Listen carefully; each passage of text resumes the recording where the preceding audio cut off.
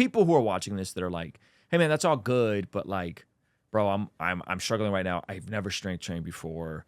What advice would you have for them to kind of get started? In terms of you mentioned some scriptures. What other scriptures come to mind and Bible passages come to mind with regards to why people, and specifically Christians, should take their physical fitness more seriously?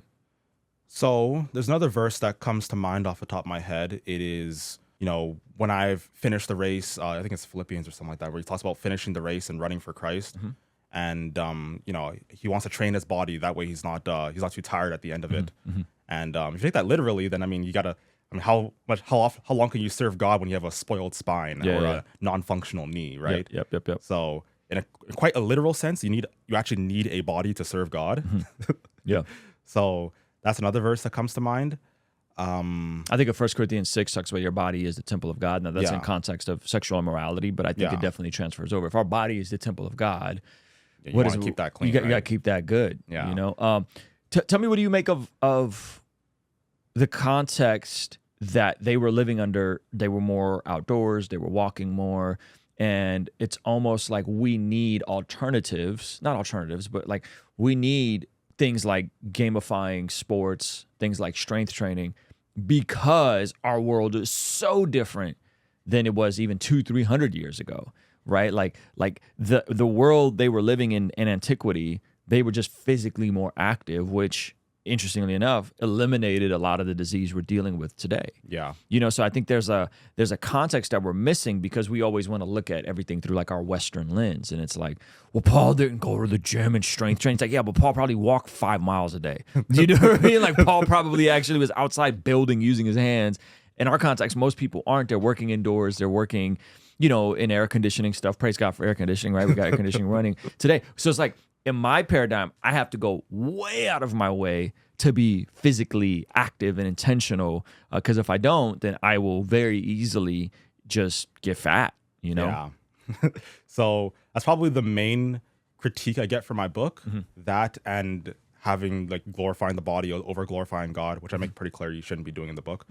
But I have a whole chapter in the book, in there, chapter 3, I believe, where I talk about how we have all these, we basically sit down all day and we don't actually like need to exercise anymore. So the Bible doesn't really talk about exercising that much. And I think I posit that probably one of the reasons for that. I mean, it does, but I posit that one of the reasons it doesn't talk about it as much as you ought to, as much as I like probably, maybe you don't think it needs an entire book just to talk about exercise, but a lot of the people, they're running like 5,000 miles a month or whatever, right?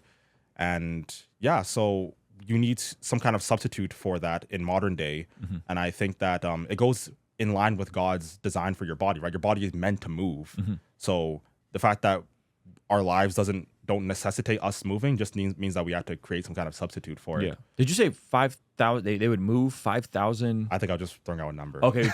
You're being hyperbolic. Okay, cool. Because I was like, that's crazy.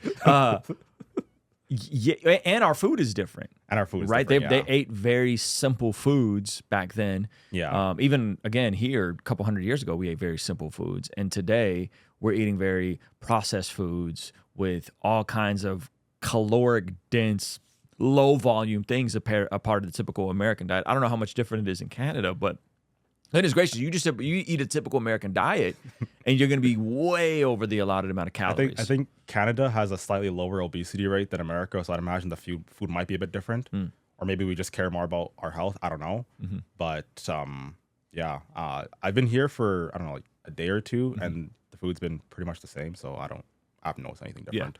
Yeah. So I think the reality that they were more physically active in the scriptures just because of how their life went. The work was different back then, right? Farming and those sorts of things. And then the reality of what they ate, how much they ate, and the types of food they ate was just different than our current context. So I think that's a good argument for why we have to go out of the way to be intentional about what we're consuming, in terms of both food and activity. People who are watching this that are like, hey man, that's all good, but like, bro, I'm struggling right now. I've never strength trained before. What advice would you have for them to kind of get started? And then we're going to go into a bit of your journey and recently something crazy that happened to you. So what I would say is that, like, for what I did at first, actually, I just had a bunch of like some weights in my room, and I just started I didn't know what to do with them, so I just started curling them. Okay. So you started with the vanity metric. So yeah, vanity muscles. Yeah. So just do basic exercises. If you don't want to go to the gym, you're too embarrassed, you're too scared to go in there with a bunch of people. A lot of people there will be lifting for years, and maybe you'll be intimidated by how big they are or something like that. You can do it in your room. Just do push-ups. If you have a pull-up bar, buy a pull-up bar. They're like $20. You can do that. My favorite gym equipment actually is the gymnastics rings. Okay. It makes everything very unstable. So it works on it will make you much stronger than if you were to just do it by yourself. Okay. Just on the ground. So just do that for a couple weeks, couple months, just so you get used to training. And then I'd suggest you go to the gym, but if you really don't want to, then you could just do those exercises for a bit, and maybe do some lunges or get some heavier dumbbells, do lunges or something like that. That'll be my advice. You got to start somewhere. I guess I can't really give you a workout program right here on the podcast. I guess there's a workout program in my book actually. So the last pages of my book, there's a free workout program. There's a whole section on just working out. Yeah, there's whole section on giving you workout tips for how many sets you should do, how long you should rest. Oh, here we go. Yeah, this is and at the very end, there's a whole workout program. I even give you a graphic. 6-day split. I like it. It's a 6-day split and a 3-day split. So depending how much time you have, yeah. And this is all. It looks like your workout plan is based on the basics of the compound lifts, the big compound lifts. So you got bench press, overhead press, incline, dumbbell press, tricep push down, right? And that's on your, looks like a push day. And you go to a pull day, which is pull-ups, barbell, bicep. And by the way, if you can't do pull-ups, I started with banded pull-ups, and those were great to get me to doing regular pull-ups. Yeah, for sure. The average man can't do a pull-up. I don't know if you know that. I didn't know that until I started working out. Yeah. Yeah, the average dude can't do a pull-up. So if you're doing, if you're trying to get good at pull-ups, they're great. You can go to a barbell, bicep curl, front, left curl. Yeah, so these are very and then you got leg day squats, leg press. Yeah, I think I love what you said. Like most people, if they mastered a pushing movement, a push-up, a bench press, a overhead press, and they mastered some sort of pulling vertical, like a pull-up or an Australian pull-up, a deadlift and a squat, and just did different variations of those, and started with like the hardest version of it and then did different variations. You can get a lot of bang for your buck with just mastering those 4 compound lifts. Yeah, because those are the lifts that everything's kind of based off of. Right. So pull-ups, bench press, squat, deadlift. If you know how to do those things, that'll work out probably every muscle in your body. Yep.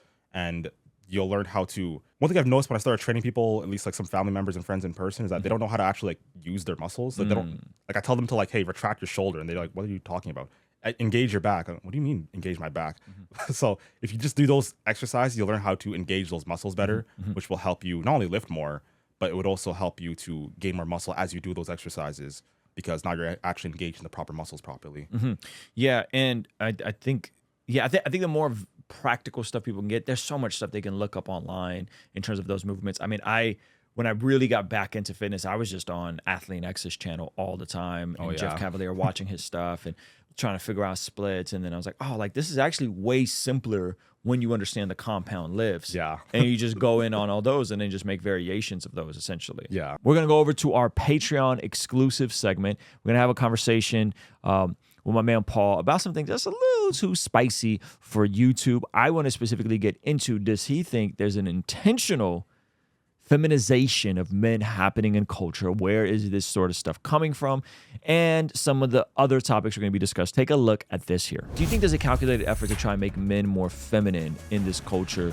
Men created these structures and these formations in society that were so durable that they sort of made themselves, like the fact that people are sort of, for lack of a better word, like overcompensating in a sense with Andrew Tate, and then becoming like actually toxic. What final like words of advice would you have for men that, are 16, 17, 18, 19 years old? They're trying to figure it out. Where would you tell them to start? Ruslan